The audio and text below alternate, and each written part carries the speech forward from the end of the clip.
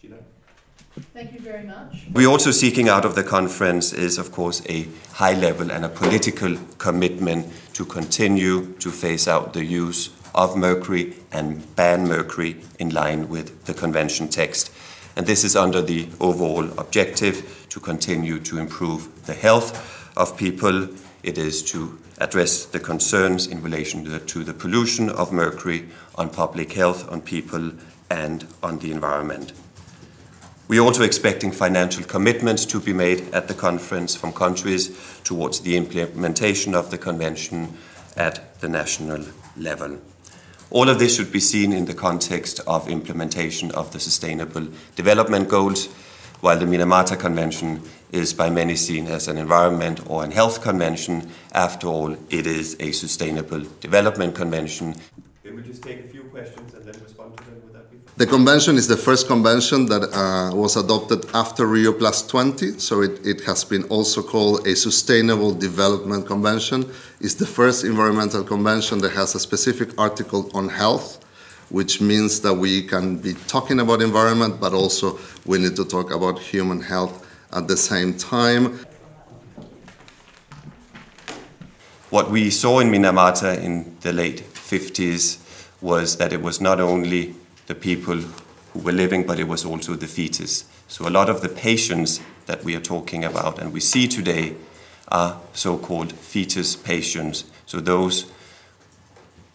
mothers that were pregnant when they ate the fish, they got poisoned, and that poisoning manifested itself in the fetus, and therefore when the children were born, they were born with the Minamata disease. What people suffer from. The convention bans the use, bans new mercury mines for parties, and it puts provision on phasing out the use of existing mercury mines. It also looks at the use of mercury in selected products and in manufacturing processes, where it phases out the complete use of mercury in a number of products, like thermometers, some batteries, blood pressure instruments, and other products, so that recognizing that there are alternatives to those products that are not using mercury.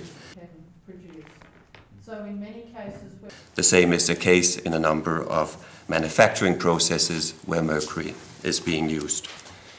It also addresses the issue of emission of mercury into air from selected sources, of which the biggest one is coal-fired power plants, recognizing when coal is burned, mercury comes out and is evaporated into the air. So let me start with one. What is also unique about this convention is that it embedded into the convention text is what is called an implementation and compliance mechanism. So for parties, there is a requirement for not only to comply with the convention, but also to report on their compliance of the convention, and for a committee established as a subsidiary body under the Conference of the Parties to review that compliance by its parties. Small-scale gold mining, one can enter. Mercury, between 2000 a year